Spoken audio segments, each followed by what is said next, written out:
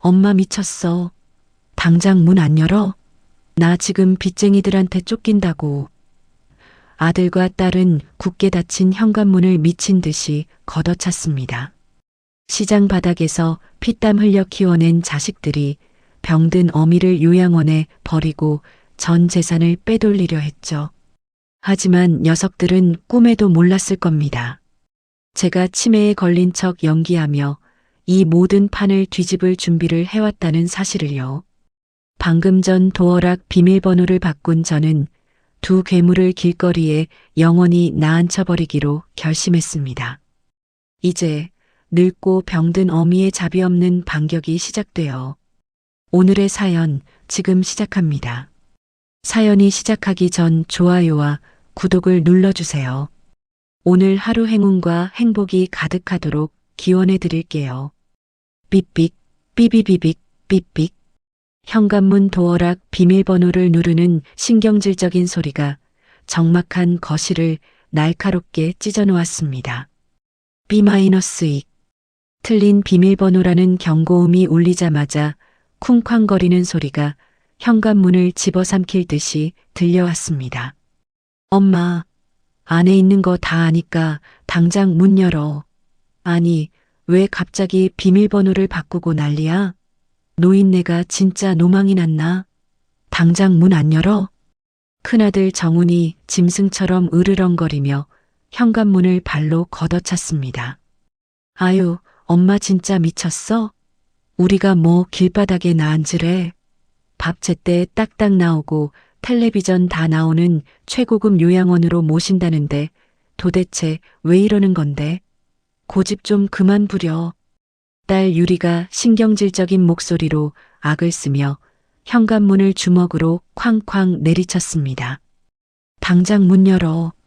어차피 엄마 혼자 살지도 못할 집 빨리 팔아서 우리 남매 돈이나 공평하게 나누자니까. 내 숨통 끊어지는 꼴 보고 싶어서 이래. 문 부수기 전에 빨리 열어. 정훈이 현관문 손잡이를 미친 듯이 철컥거리며 소리를 질렀습니다.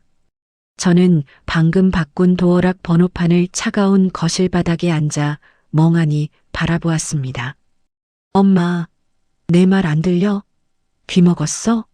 나 지금 빚쟁이들한테 쫓겨서 중내 산해하고 있다고. 내가 죽어야 속이 시원하겠어? 당장 이 집 팔아서 내 빚부터 갚아야 살 거 아니야. 엄마가 자식 죽는 꼴을 봐야겠냐고. 정훈이 이제는 현관문에 몸을 부딪히며 쿵쿵 소리를 냈습니다. 오빠 좀 비켜봐. 안 되겠다. 내가 지금 112에 당장 경찰 부를 거야. 치매 걸린 노인네가 문 꽉 잠그고 행패 부린다고 싹 다 신고해 버릴 테니까 알아서 해. 유리가 핸드폰을 꺼내드는 소리가 문 밖에서 선명하게 들렸습니다. 야, 미쳤어? 경찰 부르면 우리만 귀찮아져. 동네 창피하게 무슨 경찰이야. 일 커지면 우리한테 득될 거 하나도 없어. 엄마, 진짜 경찰차 오기 전에 빨리 문 열어. 나 진짜 돌아버리는 꼴 볼래? 정훈이 유리의 손을 뿌리치며 다시 한번 현관문을 거칠게 걷어찼습니다. 아, 진짜 짜증나 죽겠네. 늙으면 죽어야지 진짜. 엄마 때문에 내가 왜 이 추운 길바닥에서 벌벌 떨며 이 고생을 해야 하냐고. 아유, 내 팔자야. 유리가 바닥에 발을 구르며 짜증을 냈습니다. 문 밖에서 들려오는 내 자식들의 목소리는 마치 저승사자의 목소리처럼 차갑고 날카로웠습니다. 이 지옥 같은 상황이 도대체 어디서부터 시작되었는지 머릿속이 하얗게 변했습니다. 기억은 아주 오래전 제가 태어난 낡고 비좁은 판잣집으로 거슬러 올라갑니다. 저는 가난한 집안의 다섯째 딸로 태어나 단 한 번도 부모님의 따뜻한 사랑을 받아본 적이 없었죠. 매일같이 술에 취해 상을 없는 아버지와 그저 눈물만 흘리던 어머니 밑에서 저는 늘 주눅 들어 있었습니다. 20살이 훌쩍 넘도록 제 인생은 그저 캄캄한 터널과도 같았습니다. 그러던 어느 비 오는 날 공장에 야간 일을 나가려던 참이었습니다. 우산도 없이 쏟아지는 비를 맞으며 버스 정류장으로 뛰어가고 있었습니다. 그때 제 머리 위로 커다란 검은색 우산이 쓱 다가왔습니다. 아이고, 비를 홀딱 다 맞고 어딜 그렇게 급하게 뛰어가요. 감기 들면 큰일 납니다. 이리 와요. 내 우산 같이 씁시다. 동석이 사람 좋은 미소를 지으며 제게 우산을 기울여 주었습니다. 아, 아니에요. 괜찮습니다. 저 혼자 훌쩍 뛰어갈 수 있어요. 신경 쓰지 마시고 먼저 가세요. 제가 몸을 움츠리며 빗속으로 다시 나가려 하자 동석이 제 어깨를 살짝 감싸 안았습니다. 에이, 그러다 독감 걸리면 약값이 더 들어요.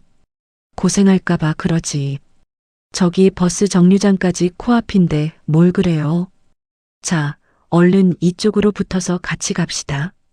동석의 어깨 한쪽이 비에 흠뻑 젖어가는 것도 모른 채 저는 난생 처음 누군가의 따뜻한 온기를 느꼈습니다. 그날 이후 동석은 매일같이 버스 정류장에서 저를 기다렸습니다. 오늘도 공장에 밤일하러 가는 길이요? 얼굴이 헬쑥한데 밥은 제대로 챙겨 먹고 다니는 거요? 동석이 각 구운 붕어빵 봉지를 제 손에 쥐어주며 물었습니다. 네, 대충 챙겨 먹었어요. 매번 이렇게 정류장에서 안 기다리셔도 되는데 저한테 돈 쓰지 마세요. 미안해서 어떡해요. 제가 고개를 숙이며 수줍게 대답했습니다.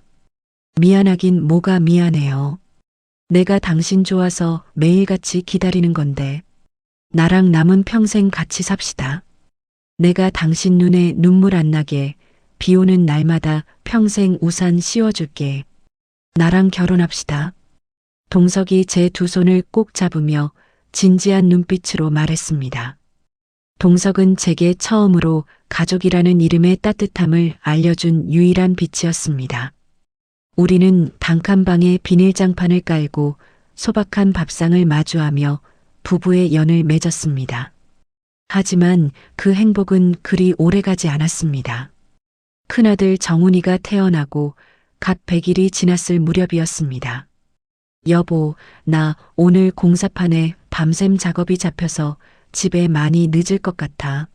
나 기다리지 말고 우리 정훈이 안고 먼저 따뜻하게 자고 있어.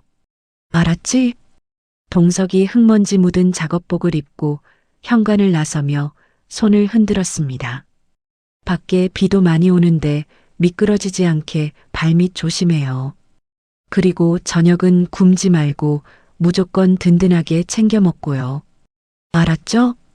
제가 정훈이를 품에 안고 동석의 뒷모습을 배웅했습니다. 그것이 동석과의 마지막 인사였습니다. 새벽에 걸려온 전화 한 통은 제 세상을 완전히 무너뜨렸습니다. 동석이 공사 현장에서 추락사고로 허망하게 세상을 떠난 것입니다. 남편의 차가운 시신 앞에서 저는 제대로 울지도 못했습니다. 여보, 아이고 여보. 이렇게 눈 감으면 어떡해. 눈 좀 떠봐 여보. 이제 겨우 100일 지난 우리 핏덩이 정훈이랑 내 뱃속에 있는 유리는 어떡하라고. 우리 식구 밥은 누가 먹여 살리라고 당신 혼자 이렇게 눈을 감아. 아이고 내 팔자야. 제가 동석의 차가운 뺨을 부여잡고 오열했습니다. 세상을 원망할 틈도 없었죠. 당장 젖먹이 아들과 뱃속에 있던 딸 유리를 굶기지 않으려면 밖으로 나가야만 했습니다. 저는 남편의 사망 보상금으로 받은 얼마 안 되는 돈을 털어 시장 바닥에 작은 채소 자판을 버렸습니다.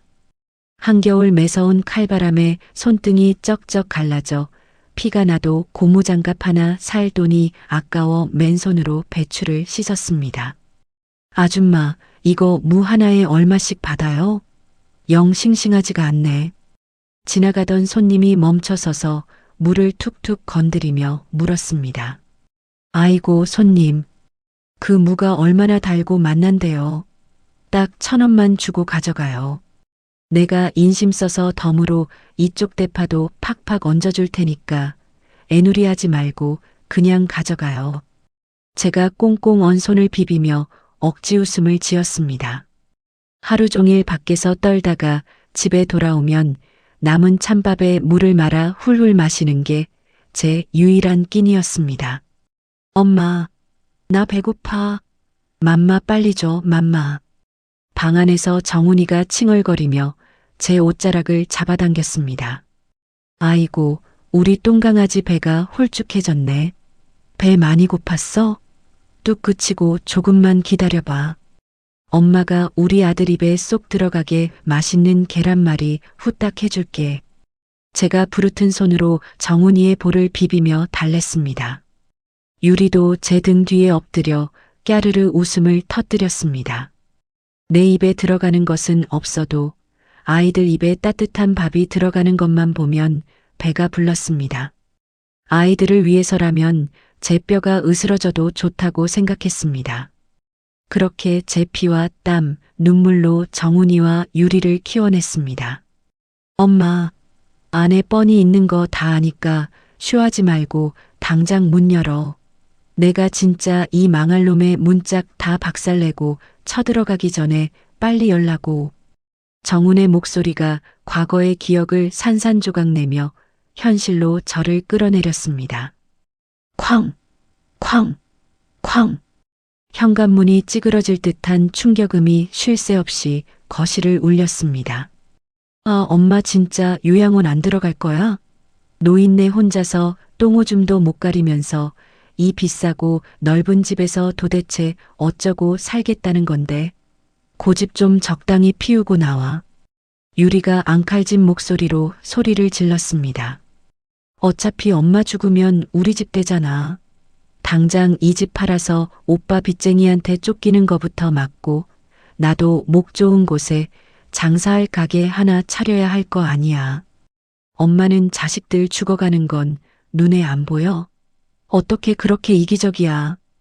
유리의 이기적인 목소리가 귓가를 날카롭게 파고들었습니다. 시장 바닥에서 얼어붙은 배추를 다듬으며 흘렸던 제 피땀 어린 사랑이 떠올랐습니다. 그 맹목적인 사랑이 지금 제 현관문을 부수는 날카로운 칼날이 되어 돌아올 줄은 꿈에도 몰랐습니다.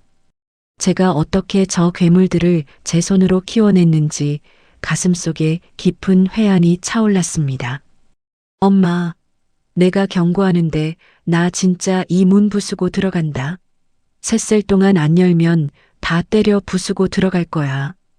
정훈이 현관문을 발로 쾅쾅 차며 위협했습니다. 저는 천천히 자리에서 일어나 차가운 현관문 쪽으로 다가갔습니다. 하나, 둘, 당장 안 열어? 정훈의 숫자를 세는 악다구니가 현관문 너머로 생생하게 들려왔습니다.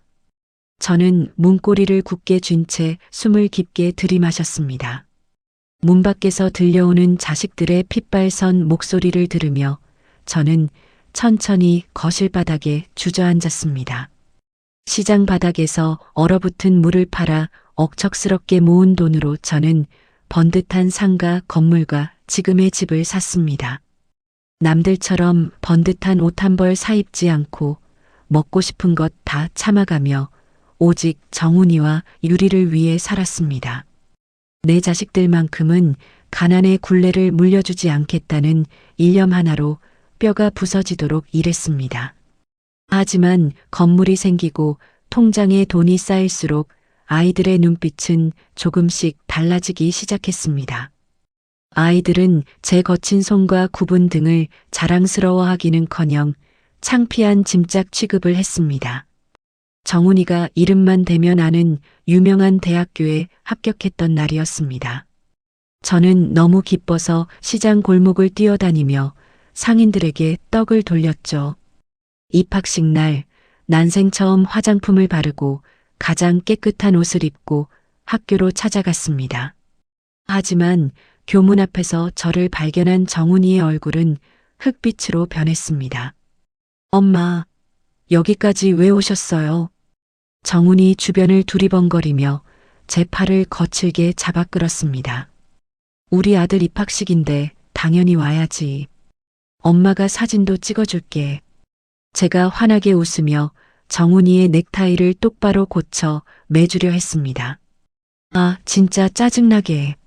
엄마 몸에서 시장 생선 냄새 진동하는 거 몰라요? 정훈이 신경질을 내며 제 손을 매몰차게 뿌리쳤습니다. 친구들이 다 쳐다보잖아요. 창피하니까 제발 좀 그냥 가세요. 정훈이 제 가슴에 대못을 박는 말을 내뱉고는 뒤도 돌아보지 않고 친구들 무리로 뛰어가 버렸습니다. 덩그러니 남겨진 저는 교문 앞에서 차가운 봄바람을 맞으며 한참을 서 있었습니다. 집으로 돌아오는 버스 안에서 소리 죽여 펑펑 울었습니다. 그래도 저는 속상함을 억지로 삼키며 스스로를 위로했습니다. 다 잘 자라라고, 남들 앞에서 기죽지 말라고 가르친 내 탓이라고 생각했습니다. 시간이 지나면 철이 들고 어미의 마음을 알아줄 날이 올 것이라고 굳게 믿었습니다. 하지만 딸 유리 역시 오빠와 똑같은 괴물로 자라났습니다. 유리는 언제나 텔레비전에 나오는 연예인들이 입는 비싼 옷과 가방만 찾았습니다. 엄마, 이번에 새로 나온 이 가방 꼭 사주세요. 친구들은 다 가지고 있단 말이에요. 유리가 화장대 위에 비싼 백화점 전단지를 툭 던지며 입을 삐죽거렸습니다. 유리야, 학생이 무슨 이렇게 비싼 가방이 필요해. 저번 달에도 구두 샀잖아. 제가 전단지에 적힌 어마어마한 가격을 보고 한숨을 내쉬며 타일렀습니다. 아, 진짜 엄마는 맨날 돈 타령이야. 상가 건물에서 월세도 꼬박꼬박 나오면서 왜 나한테만 짠돌이처럼 굴어요? 유리가 방문을 거칠게 닫고 들어가며 소리를 질렀습니다. 자식들이 돈을 요구할 때마다 저는 심장이 타들어가는 것 같았지만 결국 그들이 원하는 대로 지갑을 열고 말았습니다. 내 자식이니까라는 짧은 변명이 제 모든 슬픔과 상처를 덮는 유일한 반창고였습니다. 그렇게 몸을 혹사하며 자식들의 허영심을 채워주던 어느 날이었습니다. 시장에서 물건을 떼어 상가로 나르던 중 갑자기 눈앞이 캄캄해지며 쓰러지고 말았습니다. 응급실에서 눈을 떴을 때 의사는 제 췌장에 커다란 종양이 있다고 진단했습니다. 당장 수술을 하고 오랜 기간 입원 치료를 받아야 한다는 청천벽력 같은 소식이었습니다. 건강만큼은 자신 있었는데 평생 쉴 틈 없이 일한 대가가 이것인가 싶어 억장이 무너졌습니다. 급하게 연락을 받고 병실로 달려온 자식들의 첫마디는 제 예상과는 완전히 달랐습니다. 병실 문을 열고 들어온 정훈이는 침대에 누운 제 얼굴은 쳐다보지도 않았습니다. 간호사님, 우리 엄마 병원비 대충 얼마나 나오나요? 정훈이 휴대폰 계산기를 두드리며 간호사에게 무미건조하게 물었습니다. 지금 병원비가 문제예요? 환자분 안정이 최우선입니다. 간호사가 어이없다는 듯이 정훈이를 쏘아보며 대답했습니다. 아니, 이 병 오래 사시는 병이에요? 수술하면 완치는 되는 건가요? 정훈이 인상을 구기며 간호사를 향해 따지듯이 캐물었습니다. 자신의 뱃속에서 나온 자식이 어미의 목숨보다 돈을 먼저 계산하는 모습을 보며 저는 숨을 쉴 수가 없었습니다. 며칠 뒤 유리가 화려한 옷차림으로 병실을 찾아왔습니다. 유리는 침대 옆간이 의자에 앉자마자 제 가방과 겉옷 주머니를 뒤지기 시작했습니다. 너 지금 거기서 뭐 하는 거냐? 제가 힘없는 목소리로 유리에게 물었습니다. 아, 엄마. 엄마 집 화장대에 있던 금반지랑 목걸이, 그리고 통장들 제가 싹 다 챙겨왔어요. 유리가 자신의 번쩍거리는 가방 안을 보여주며 당당하게 말했습니다. 그걸 내가 왜 다 가져와? 병실에 둘 데도 없는데. 제가 링거를 꽂은 손을 부들부들 떨며 유리를 쳐다보았습니다. 엄마는 지금 정신도 없는데 누가 훔쳐가면 어떡해요? 안전하게 제가 보관할 테니까 걱정하지 마세요. 유리가 제 말을 자르고는 자리에서 훌쩍 일어났습니다. 나 오늘 친구들이랑 약속 있어서 가볼게요. 간병인 아줌마 불렀으니까 불편한 거 있으면 아줌마한테 말하세요. 유리는 제 얼굴을 똑바로 쳐다보지도 않은 채 병실 문을 닫고 나가버렸습니다. 텅 빈 병실에 홀로 남겨진 저는 창밖의 어두운 밤하늘을 보며 소리 없이 오열했습니다. 배를 찢는 듯한 종양의 통증보다 자식들의 차가운 외면이 천배 만배는 더 아팠습니다. 평생을 바쳐 쌓아 올린 내 인생이 한순간에 텅 빈 껍데기가 된 것 같은 지독한 허무함이 밀려왔습니다. 차라리 이대로 눈을 감고 다시는 깨어나지 않기를 간절히 바랐습니다. 수술을 하루 앞둔 늦은 밤이었습니다. 지독한 통증에 잠에서 깬 저는 진통제를 맞기 위해 링거대 지지대를 끌고 간호사실로 향했습니다. 복도 끝 비상구 계단 쪽에서 익숙한 목소리가 들렸습니다. 정훈이었습니다. 아, 사장님. 제가 저번에 말씀드린 시장 쪽 상가 건물 말입니다. 정훈이 주변을 살피며 조심스럽게 전화 통화를 하고 있었습니다. 저는 발걸음을 멈추고 숨을 죽인 채 정훈의 목소리에 귀를 기울였습니다. 네, 금매로 내놓으면 시세보다 얼마나 더 받을 수 있나요? 최대한 빨리 현금으로 돌리고 싶어서요. 정훈이 손톱을 물어뜯으며 다급하게 말했습니다. 네. 아, 명의는 제 어머니로 되어 있는데 걱정 마세요. 어머니가 지금 병원에 계시거든요. 오래 못 가실 것 같습니다. 정훈의 입에서 나온 그 끔찍한 말은 제 심장을 날카로운 유리 조각으로 난도질하는 것 같았습니다. 제가 인감이랑 서류 다 가지고 있으니까 계약만 빨리 진행해 주세요. 네, 수고하세요. 정훈이 통화를 마치고 휘파람을 불며 비상구 문을 열고 나갔습니다. 저는 차가운 복도 벽에 기대어 주저앉고 말았습니다. 어미의 죽음을 기다리며 건물을 팔아넘길 궁리를 하는 아들의 모습이 머릿속을 맴돌았습니다. 가슴이 너무 아파 비명조차 나오지 않았습니다.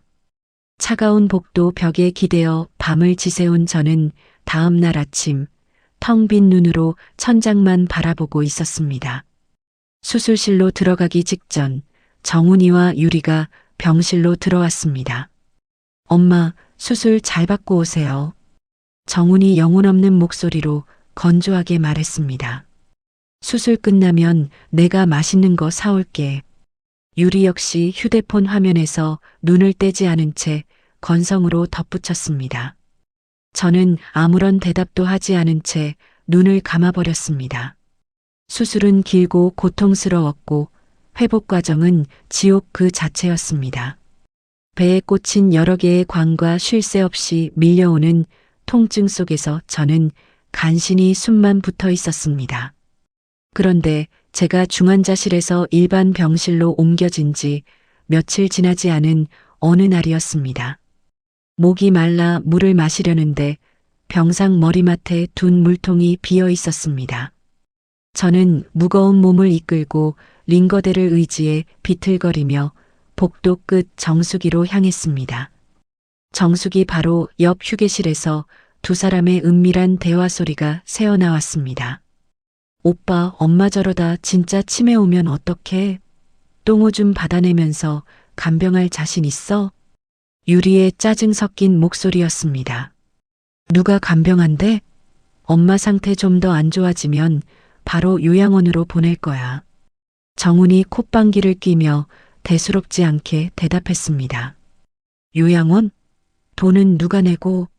엄마 통장 비밀번호는 오빠가 알아?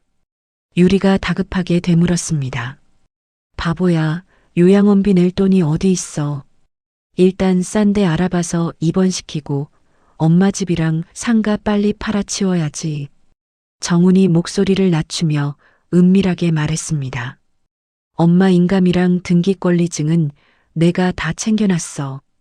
집 팔아서 내 빚부터 갚고 남은 건 반씩 나누면 되잖아. 정훈의 치밀한 계획에 유리가 작게 환호성을 질렀습니다. 오, 역시 오빠가 짱이야. 나가게 낼 돈은 무조건 챙겨줘야 해. 알았지? 유리가 정훈의 팔을 치며 낄낄거렸습니다. 두 사람의 웃음소리가 마치 악마의 속삭임처럼 제 귓가를 때렸습니다. 다리에 힘이 풀려 그 자리에 털썩 주저앉고 말았습니다. 심장이 찢겨나가는 것 같은 고통에 숨을 쉴 수가 없었습니다. 제가 평생을 바쳐 헌신한 결과가 고작 요양원에 버려지고 전 재산을 빼앗기는 것이라니 억울하고 원통해서 미칠 것만 같았습니다. 그때였습니다. 누군가 헐레벌떡 뛰어와 바닥에 주저앉은 저를 부축했습니다. 어머니, 여기서 이러고 계시면 어떡해요? 괜찮으세요? 따뜻하고 다급한 목소리에 고개를 들어보니 깔끔한 정장 차림의 젊은 남자가 저를 걱정스러운 눈빛으로 내려다보고 있었습니다. 어디서 많이 본 얼굴이었습니다. 누구세요? 제가 떨리는 목소리로 물었습니다.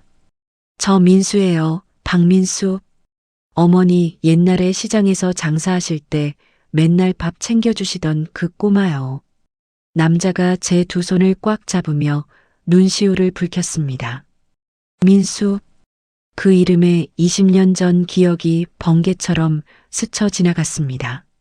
시장에서 장사할 때 부모를 잃고 시장 바닥을 떠돌던 10살 남짓한 꼬마 아이가 있었습니다.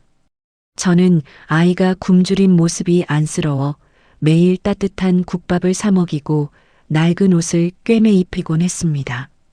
공부를 하고 싶다는 아이에게 꼬깃꼬깃 모은 돈으로 헌책을 사주기도 했었죠. 그 꼬마가 이렇게 장성하여 번듯한 어른이 되어 제 앞에 나타난 것입니다. 민수야, 내가 어떻게 여기에? 제가 믿기지 않는다는 듯이 민수의 얼굴을 어루만졌습니다. 제가 이 병원 의료 소송 사건을 맡아서 변호사로 일하고 있거든요. 어머니 성함이 환자 명단에 있어서 혹시나 하고 와봤는데 정말 어머니가 맞으시네요. 민수가 벅찬 목소리로 대답하며 제 휠체어를 가져와 저를 앉혔습니다. 민수는 휴게실 쪽을 매섭게 노려보며 제게 속삭였습니다. 어머니, 제가 방금 저 안에서 나는 얘기 다 들었습니다. 정훈이 형이랑 유리 누나 맞죠?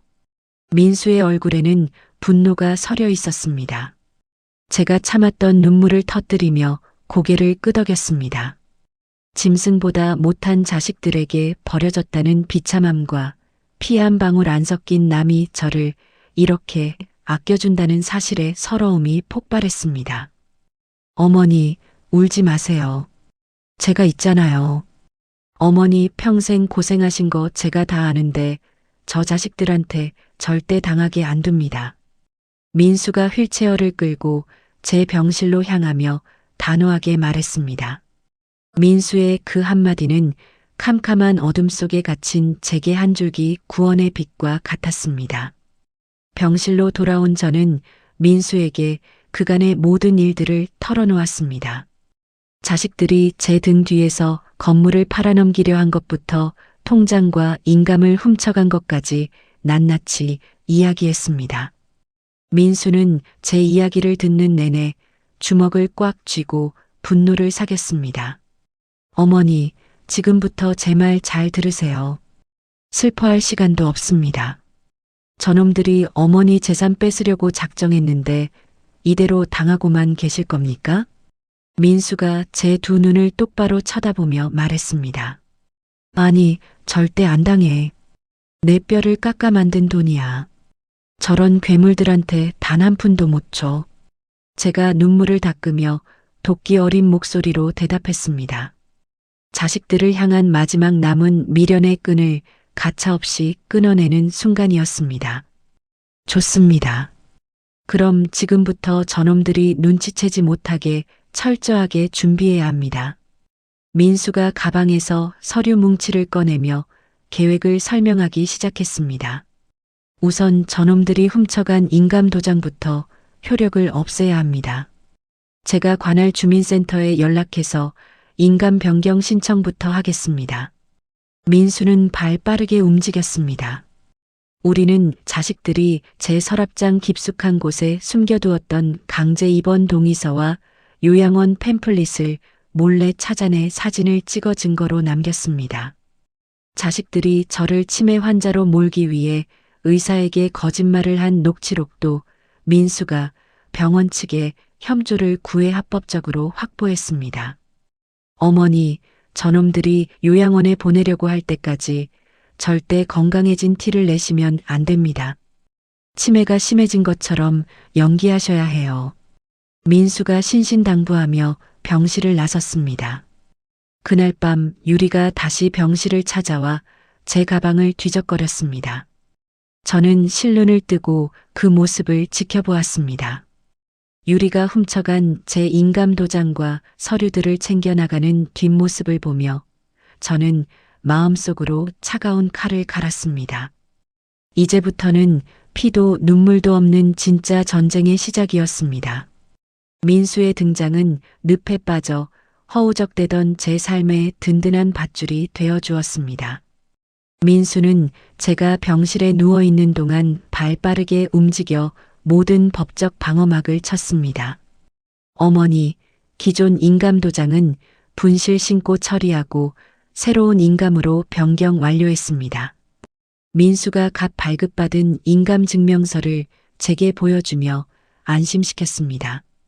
그리고 혹시나 저놈들이 억지로 어머니 재산을 처분하려 할 것에 대비해서 어머니 부동산에 처분 금지 가처분 신청도 해두었어요. 민수의 치밀한 준비성에 저는 감탄하며 안도의 한숨을 내쉬었습니다. 민수야, 정말 고맙다. 내가 아니었으면 난 꼼짝없이 길거리에 나앉았을 거야. 제가 민수의 두 손을 꼭 잡고 연신 고마움을 표했습니다. 어머니, 그런 말씀 마세요. 제가 갚아야 할 은혜가 산더미입니다. 민수가 환하게 웃으며 대답했습니다. 법적인 준비가 끝났으니 이제 남은 것은 자식들의 눈을 속이는 일이었습니다. 저는 의사와 간호사에게도 사정을 설명하고 비밀을 유지해 줄 것을 부탁했습니다. 그리고 민수의 조언대로 치매가 급격히 진행된 것처럼 철저하게 연기를 시작했습니다. 정훈이와 유리가 병실에 올 때면 허공을 보며 중얼거리거나 그들을 알아보지 못하는 척했습니다. 엄마, 나왔어. 밥은 먹었어? 정훈이 귀찮은 기색이 역력한 얼굴로 병실에 들어섰습니다.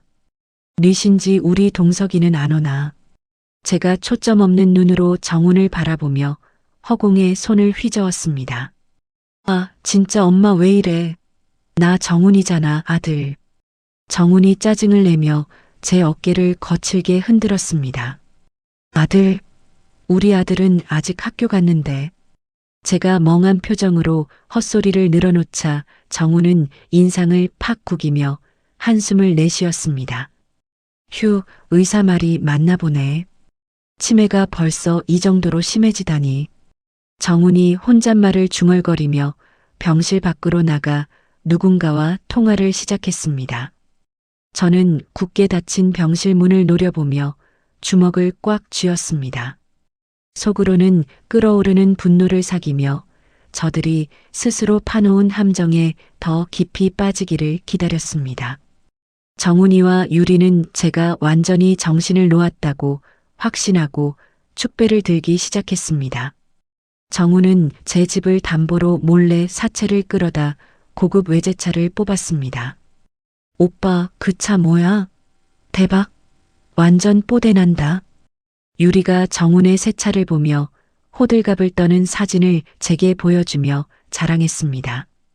엄마, 오빠가 이번에 사업 대박 나서 좋은 차 샀어. 엄마도 한번 타볼래? 아, 참 엄마는 이제 요양원 갈 거라 못하겠네. 유리가 비릿한 미소를 지으며 제 속을 긁었습니다. 유리 역시 제 신용카드를 마음대로 긁으며 명품 가방과 옷을 사들였습니다. 저는 그들이 제 눈앞에서 돈지랄을 할 때마다 속으로 피눈물을 삼키며 그 모든 증거를 하나하나 수집했습니다. 민수는 카드 사용 내역과 사채 차용증 사본 등을 꼼꼼하게 모아두었습니다. 시간이 지날수록 제 몸은 놀랍게도 빠르게 회복되어 갔습니다. 종양 수술 부위는 잘 아물었고 잃어버렸던 입맛도 돌아왔습니다.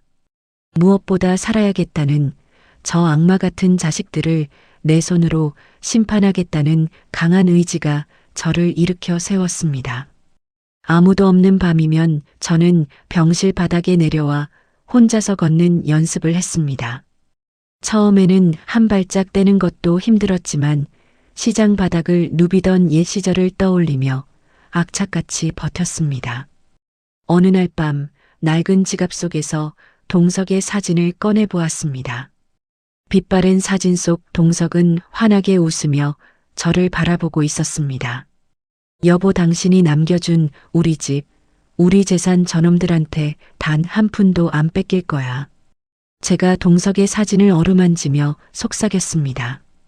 당신 목까지 내 권리 똑똑히 챙길 테니까 하늘에서 지켜봐줘. 눈물이 볼을 타고 흘렀지만 마음만은 그 어느 때보다 단단해졌습니다. 다시는 누구에게도 설령 피를 나눈 자식이라 할지라도 내 인생을 휘둘리게 내버려 두지 않겠다고 굳게 다짐했습니다. 마침내 정훈이와 유리가 입을 맞춰 저를 요양원으로 보내기로 한 디데이가 다가왔습니다.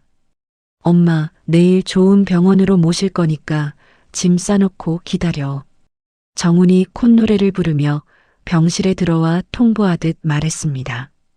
그래, 우리 정훈이가 가라면 가야지. 제가 힘없이 고개를 끄덕이며 마지막 연기를 펼쳤습니다. 아줌마, 내일 아침 일찍 퇴원 수속 밟을 거니까 엄마 짐 꼼꼼하게 챙겨놔요. 유리가 간병인에게 소리를 빽 지르고는 정훈과 함께 병실을 나갔습니다. 그들의 뒷모습이 완전히 사라지자 저는 서서히 몸을 일으켜 세웠습니다. 민수와 저는 이미 며칠 전부터 완벽한 퇴원 계획을 세워두었습니다. 결전의 아침이 밝아오고 있었습니다. 저는 밤새도록 갈아둔 복수의 칼날을 꽉 쥐고 동이 트기를 기다렸습니다. 이른 아침 간병인이 잠시 자리를 비운 사이 민수가 조용히 병실로 들어왔습니다. 어머니, 차 대기시켜놨습니다. 지금 움직이시죠? 민수가 챙겨온 옷과 가방을 제게 건네며 속삭였습니다. 저는 링거 바늘을 망설임 없이 뽑아버리고 민수가 가져온 겉옷을 챙겨 입었습니다. 다리에 힘이 조금 풀렸지만 굽은 등을 꼿꼿하게 펴고 병실 문을 나섰습니다. 우리는 정훈이와 유리가 병원에 도착하기 전에 서둘러 택시에 올라탔습니다. 택시가 익숙한 동네 골목으로 들어서자 심장이 미친 듯이 뛰기 시작했습니다.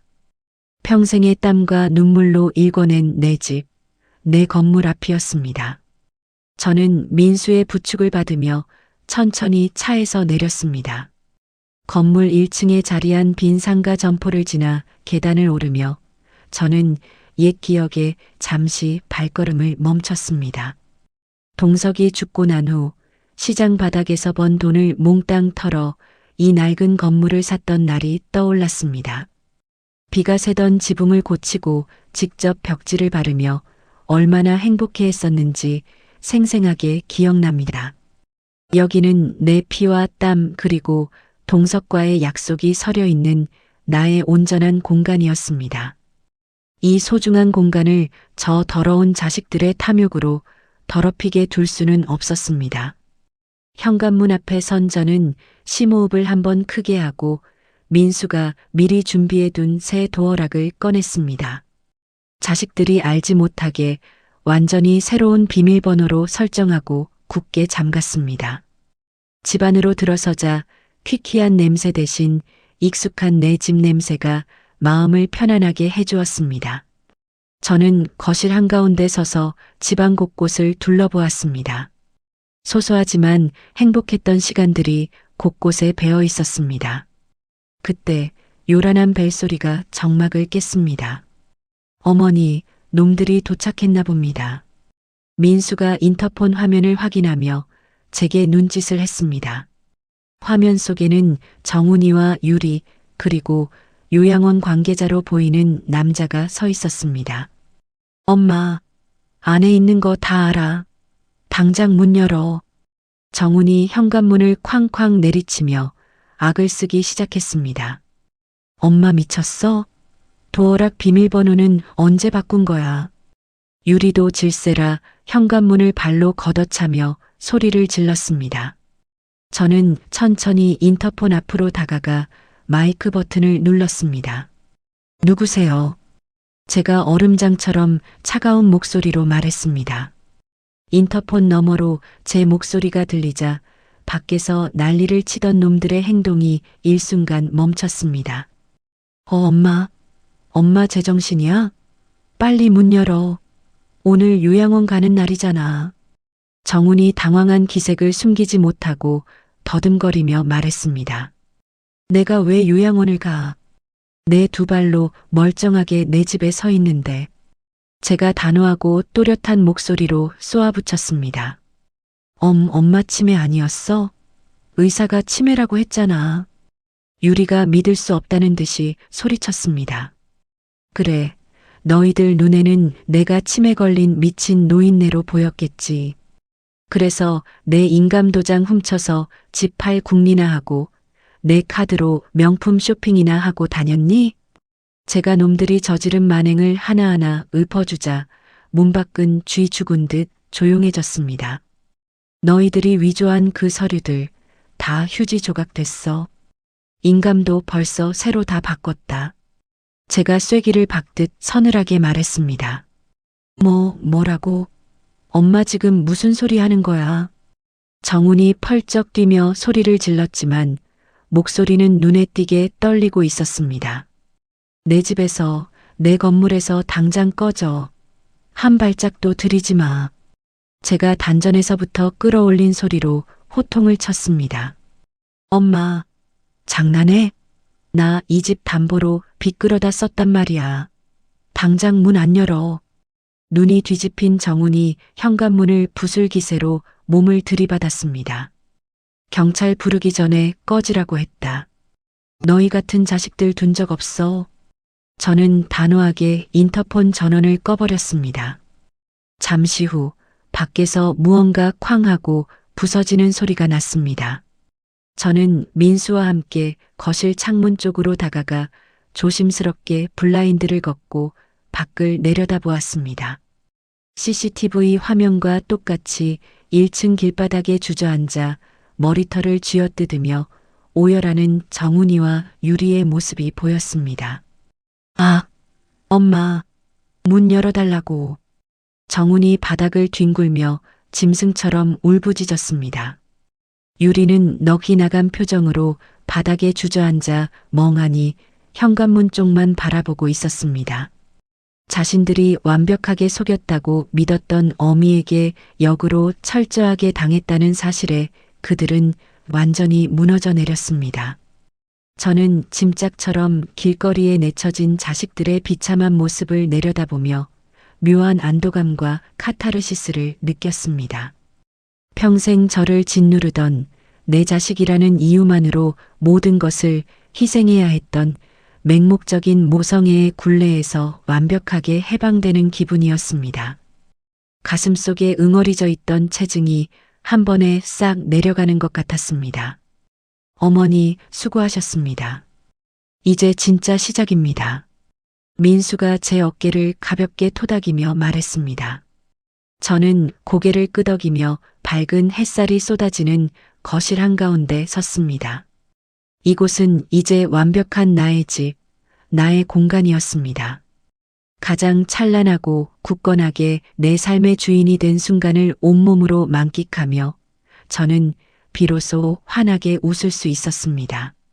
자식들을 쫓아낸 통쾌함도 잠시, 며칠 뒤 끔찍한 위기가 곧바로 찾아왔습니다. 한밤중 거실에서 텔레비전을 보고 있는데 갑자기 1층 쪽에서 요란한 파열음이 들렸습니다. 쨍그랑, 쾅쾅, 유리창이 박살나는 소리에 저는 심장이 덜컥 내려앉아 급히 창문 밖을 내다보았습니다. 정훈이었습니다. 정훈이 쇠파이프를 들고 1층 빈 상가 점포의 유리창을 미친 듯이 때려 부수고 있었습니다. 엄마, 당장 나와. 나 죽는 꼴 보고 싶어서 그래. 정훈이 눈을 뒤집어 깐 채 입에 거품을 물고 발악했습니다. 그 옆에는 덩치 큰 남자 서너 명이 험악한 인상을 쓰며 짝다리를 짚고 서 있었습니다. 야, 정훈아. 내 애미가 문 안 열어주면 우리가 부수고 들어갈까? 얼굴에 흉터가 있는 남자가 야구방망이로 바닥을 긁으며 낄낄거렸습니다. 사채업자들이었습니다. 집을 담보로 끌어다 쓴 사채 이자를 감당하지 못한 정훈이 사채업자들에게 쫓겨 결국 이 집까지 끌고 온 것입니다. 오빠 그만해. 동네 사람들 다 본단 말이야. 뒤늦게 달려온 유리가 정훈의 팔을 말리려 했지만 역부족이었습니다. 이거 나 진짜 죽게 생겼다고. 엄마, 당장 집 팔아서 돈 내놔. 정훈이 유리를 거칠게 밀쳐내고 다시 쇠파이프를 휘둘렀습니다. 동네 사람들이 웅성거리며 하나둘씩 몰려들기 시작했습니다. 그러자 갑자기 유리가 바닥에 주저앉아 대성통곡을 하며 연기를 시작했습니다. 아이고, 동네 사람들 제발 좀 도와주세요. 우리 엄마가 치매에 걸려서 자식들도 못 알아보고 집에서 내쫓았어요. 유리가 가짜 눈물을 쥐어짜며 억울하다는 듯이 가슴을 쳤습니다. 어머, 저 집 할머니 치매 걸렸대? 어쩐지 요즘 통 안 보이더라니.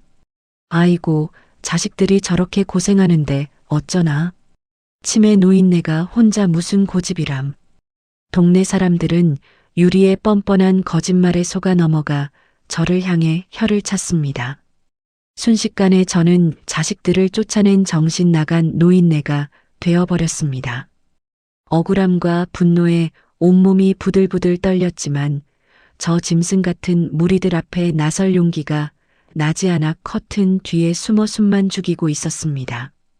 평생을 바쳐 지킨 보금자리가 자식들의 악행으로 쑥대밭이 되는 현실에 저는 피눈물을 흘렸습니다.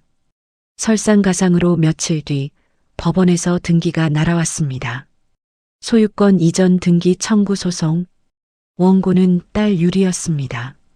민수와 함께 서류를 확인해 보니 기가 막히게도 제가 쓴 유언장이 첨부되어 있었습니다. 나의 모든 재산 건물 및 토지 일체를 장녀 김유리에게 양도한다. 날짜는 제가 종양수술을 받기 위해 마취약을 맞고 의식이 없던 바로 그날이었습니다. 유리가 제가 몽롱한 상태일 때 미리 준비한 서류에 억지로 지장을 찍게 만든 것이 분명했습니다. 이건 가짜야. 내가 이런 걸 썼을 리가 없어. 제가 유언장을 구겨버리며 소리쳤습니다. 어머니, 진정하세요. 유리가 치밀하게 준비한 모양입니다. 법적으로 유효한 형태를 갖추고 있어서 소송을 걸어온 거예요. 민수가 심각한 표정으로 서류를 검토하며 말했습니다. 물리적인 위협과 교묘한 법적 공격이 동시에 제 숨통을 조여왔습니다. 사채업자들은 시도 때도 없이 상가 건물에 찾아와 붉은 라카로 욕설을 휘갈겨 썼습니다. 돈 갚아라 이 도둑년아. 집 팔아서 빚 갚아. 건물 외벽은 끔찍한 낙서로 도배가 되었고 세입자들은 무서워서 못 살겠다며 계약을 해지하겠다고 난리를 쳤습니다. 밤마다 현관문을 발로 차는 소리와 정훈의 저주 섞인 쌍욕이 환청처럼 귓가를 맴돌았습니다. 엄마, 내가 엄마 손가락 하나 못 자를 것 같아? 내일 당장 집 넘겨. 정훈이 인터폰을 향해 피 묻은 시카를 들이대며 협박하던 모습이 눈앞에 아른거렸습니다.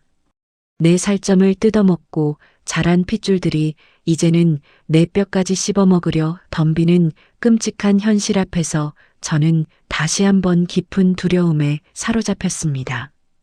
도망치고 싶었습니다. 모든 것을 포기하고 어디론가 숨어버리고 싶었습니다. 하지만 동석과의 약속, 그리고 저를 위해 밤낮없이 뛰어다니는 민수를 생각하면 이대로 무너질 수는 없었습니다. 저는 덜덜 떨리는 손으로 민수에게 전화를 걸었습니다. 민수야, 나 안 무너진다. 내 뼈를 깎아서라도 저놈들 지옥 끝까지 보낼 거야. 이제 자비는 없어. 도끼를 품은 제 목소리가 수화기를 타고 흘러갔습니다. 민수는 제 결연한 목소리를 듣고 즉각적인 반격에 나섰습니다. 가장 먼저 경찰서에 찾아가 정훈이와 사채업자들을 기물파손 및 특수협박 혐의로 고소했습니다. 우리가 그동안 집 안팎에 설치해둔 CCTV 영상에는 그들이 쇠파이프를 휘두르고 현관문에 시카를 들이대는 끔찍한 장면들이 선명하게 찍혀 있었습니다. 경찰은 빼도 박도 못하는 명백한 증거를 확보하자마자 즉시 정훈과 사채업자들에 대한 체포영장을 발부했습니다. 동시에 민수는 유리가 걸어온 소유권 이전 소송 재판에 출석하여 맹공을 퍼부었습니다. 법정안 유리는 뻔뻔하게도 눈물을 훔치며 불쌍한 딸 연기를 하고 있었습니다. 존경하는 재판장님, 저희 어머니는 치매를 앓고 계십니다. 저 유원장은 어머니가 정신이 맑으실 때 저를 위해 남겨주신 겁니다. 유리가 위조된 유원장을 가리키며 거짓말을 늘어놓았습니다. 하지만 민수는 한치의 흔들림도 없이 변론을 시작했습니다. 재판장님, 원고가 제출한 유언장의 작성 일시를 보아주십시오. 2026년 4월 15일 오후 2시입니다. 민수가 빔 프로젝터에 진료 기록부 화면을 띄웠습니다. 이 기록은 피고인 어머니가 당일 오후 1시부터 췌장 종양 수술을 위해 전신 마취 상태에 있었다는 병원의 공식 기록입니다. 법정안이 술렁이기 시작했습니다. 유리의 얼굴이 잿빛으로 변하며 당황하는 기색이 역력했습니다. 마취 상태의 환자가 어떻게 자신의 의지로 유언장을 작성하고 지장을 찍을 수 있단 말입니까? 이는 명백한 사문서 위조입니다. 민수가 유리를 매섭게 쏘아보며 쐐기를 박았습니다. 유리는 다리에 힘이 풀린 듯 피고인석 의자에 털썩 주저앉고 말았습니다. 결정타는 민수가 추가로 제출한 증거였습니다. 또한 여기 이 녹취록을 들어보십시오. 원고와 그의 오빠가 피고를 불법 요양원에 강제로 감금하려 모의한 내용입니다. 법정 안에 정훈과 유리의 끔찍한 대화 내용이 울려 퍼졌습니다. 엄마 싼데 알아봐서 입원시키고 빨리 팔아치워야지. 오빠가 짱이야. 자신들의 목소리가 법정에 울려 퍼지자 유리는 두 손으로 얼굴을 감싸쥐고 오열하기 시작했습니다. 재판장님, 저건 조작이에요. 제가 한 말이 아닙니다. 유리가 발악하며 소리쳤지만 아무도 그녀의 말을 믿지 않았습니다. 판결 결과는 보나 마나였습니다. 유리의 소송은 기각되었고 오히려 유리는 사문서 위조 및 행사죄로 현장에서 긴급 체포되었습니다. 며칠 뒤 정훈 역시 은신처에서 사채업자들과 함께 경찰에 붙잡혔습니다. 경찰서 취조실 너머로 수갑을 찬 채 덜덜 떨고 있는 정훈의 모습이 보였습니다. 엄마, 내가 잘못했어. 한 번만, 딱 한 번만 용서해줘. 나 감옥 가면 진짜 끝장이야. 정훈이 유치장 쇠창살에 매달려 저를 보며 살려달라고 빌었습니다. 엄마, 제발 선처해준다고 한마디만 해줘. 나 죽는 꼴 보고 싶어? 눈물 콧물을 쏟으며 발악하는 정훈의 모습은 그저 찌질하고 비참할 뿐이었습니다. 저는 그 모습을 보며 일말의 동정심도 느껴지지 않았습니다. 오히려 가슴 한구석이 뻥 뚫린 것처럼 시원했습니다. 넌 이제 내 아들 아니야.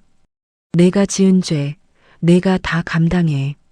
저는 차가운 눈빛으로 정훈을 한번 내려다보고는 미련 없이 뒤돌아섰습니다. 유리 역시 남편에게 이혼 소장을 받고 철저하게 버림받았습니다. 자신들의 헛된 탐욕으로 부모를 버리고 재산을 노리던 두 마리의 뱀은 결국 스스로 뿜어낸 독에 중독되어 파멸을 맞이했습니다. 지긋지긋하게 저를 올가매던 악연의 고리가 완전히 끊어지는 순간이었습니다. 모든 재판이 끝나고 정훈이와 유리는 각각 징역형을 선고받아 교도소에 수감되었습니다. 길고 고통스러웠던 폭풍이 지나가고 마침내 제 삶에도 고요하고 따뜻한 봄이 찾아왔습니다. 가장 먼저 저는 끔찍한 락한 낙서로 얼룩졌던 상가 건물 1층을 새롭게 리모델링했습니다. 어둡고 칙칙했던 외벽을 깨끗한 흰색으로 칠하고 통유리를 달아 환하고 예쁜 카페 공간으로 만들었죠. 집안도 마찬가지였습니다. 오래된 벽지와 장판을 걷어내고 제 취향에 맞춘 밝은 꽃무늬 벽지와 포근한 러그로 거실을 꾸몄습니다. 과거의 낡고 우울했던 흔적들을 모두 지워버리자 집안에는 이제 생기 넘치는 기운이 가득 찼습니다. 건강도 눈에 띄게 좋아졌습니다. 늙고 병들어 요양원이나 가야 할 쓸모없는 노인네 취급을 받던 저는 이제 매일 아침 단정한 운동복을 입고 근처 공원을 산책합니다. 시장에서 장사할 때 굽었던 등도 어느새 꼿꼿하게 펴졌고 거울 속 제 얼굴에는 잃어버렸던 환한 미소가 자리 잡았습니다. 저는 더 이상 누군가의 희생양이나 불쌍한 늙은이가 아니었습니다. 내 인생을 스스로 개척하고 지켜낸 당당한 한 사람이었죠. 어느 날 오후 1층의 새로 단장한 카페에 반가운 손님이 찾아왔습니다. 민수였습니다. 어머니, 카페가 너무 예쁘네요. 분위기 완전 좋습니다. 민수가 꽃다발을 건네며 환하게 웃었습니다. 민수야, 어서 와. 내 덕분에 내가 이렇게 사람답게 살고 있다. 제가 민수의 손을 꽉 잡으며 따뜻한 차를 내왔습니다. 저는 이제 이 건물에서 나오는 월세의 절반을 내가 운영하는 보육원에 매달 기부할 생각이야. 제가 차를 한 모금 마시며 차분하게 말했습니다. 민수는 깜짝 놀라며 손사래를 쳤지만 저는 단호했습니다. 피가 섞였다고 해서 다 가족은 아니더라. 핏줄을 내세워 내 등골을 빼먹으려던 놈들보다 나를 진심으로 걱정해주고 지켜준 내가 진짜 내 가족이야. 제 말에 민수는 눈시울을 붉히며 고개를 끄덕였습니다. 진정한 가족의 의미는 혈연이 아니라 서로를 아끼고 존중하는 마음에 있다는 것을 저는 뼈아픈 시련을 통해 깨달았습니다. 가끔 교도소에서 정훈이와 유리가 면회를 와달라거나 영치금을 넣어달라는 편지를 보냅니다. 하지만 저는 눈길 한 번 주지 않고 곧바로 파쇄기에 넣어버립니다. 그들은 이미 제 삶에서 완전히 지워진 타인일 뿐입니다. 주말에는 꽃을 한 다발 사들고 동석이 잠들어 있는 납골당을 찾았습니다. 여보, 나왔어. 제가 동석의 사진 앞에 국화꽃을 놓으며 미소 지었습니다. 당신 없이, 자식 없이도 나 혼자 아주 당당하게 잘 살고 있어. 당신이 남겨준 집도 내가 끝까지 잘 지켜냈어. 사진 속 동석은 늘 그렇듯 따뜻한 미소로 저를 반겨주는 것 같았습니다. 이제 더 이상 억울해하지도 않고 슬퍼하지도 않을 거야. 남은 내 인생 온전히 나만을 위해서 살 테니까 지켜봐줘. 납골당을 나서는 제 발걸음은 깃털처럼 가벼웠습니다. 따뜻한 봄 햇살이 내리쬐는 카페 창가에 앉아 거리를 지나는 사람들을 바라봅니다. 비록 남편을 일찍 잃고 가난과 싸우며 자식들에게 배신당하는 기구한 삶이었지만 저는 묵묵하고 정직하게 살아온 제 인생을 온전히 긍정하게 되었습니다. 타인의 기준이나 자식이라는 헛된 정에 흔들리지 않고 스스로를 지켜낸 단단한 마음이 결국 가장 날카롭고 강한 무기가 되어 저를 구했습니다. 앞으로 제게 남은 하루하루는 누구에게도 빼앗길 수 없는 저만의 특권입니다. 빛바랜 회색빛이었던 제 인생이 이제는 가장 눈부시고 화려한 색으로 빛나고 있습니다. 저는 흔들림 없이 가장 찬란한 제 삶의 주권자로 살아갈 것입니다. 지금까지 참으로 길고 기구했던 제 이야기를 들어주셔서 감사합니다. 내 배 아파 낳은 자식들에게 배신당했을 때는 세상이 모두 무너져 내리는 것만 같았습니다. 하지만 그 끔찍했던 시련의 시간들이 오히려 맹목적인 굴레를 벗어던지고 저를 진짜 제 인생의 주인으로 만들어 주었습니다. 피를 나눈 가족이라 할지라도 나의 희생을 당연하게 여기고 짓밟으려 한다면 때로는 단호하게 끊어낼 용기도 필요하다는 것을 뼈저리게 배웠습니다. 혹시 지금 이 순간에도 가족이라는 이름 아래 상처받고 홀로 눈물 찢는 분이 계시다면 감히 말씀드리고 싶습니다. 스스로를 갉아먹는 자책은 이제 그만 내려놓으세요. 여러분은 그 누구보다 귀하고 소중한 사람입니다. 타인을 위해 깎여나가는 잿빛 삶이 아니라 오롯이 스스로를 위해 화려하게 빛나는 삶을 당당하게 살아가시길 바랍니다. 모진 비바람이 지나간 제 삶에 다시 따뜻한 봄이 찾아온 것처럼 여러분의 앞날에도 눈부신 햇살만 가득하기를 진심으로 응원하겠습니다. 이야기를 끝까지 들어주신 분이 계시다면 잘 들었다고 댓글 하나만 남겨주세요. 감사합니다.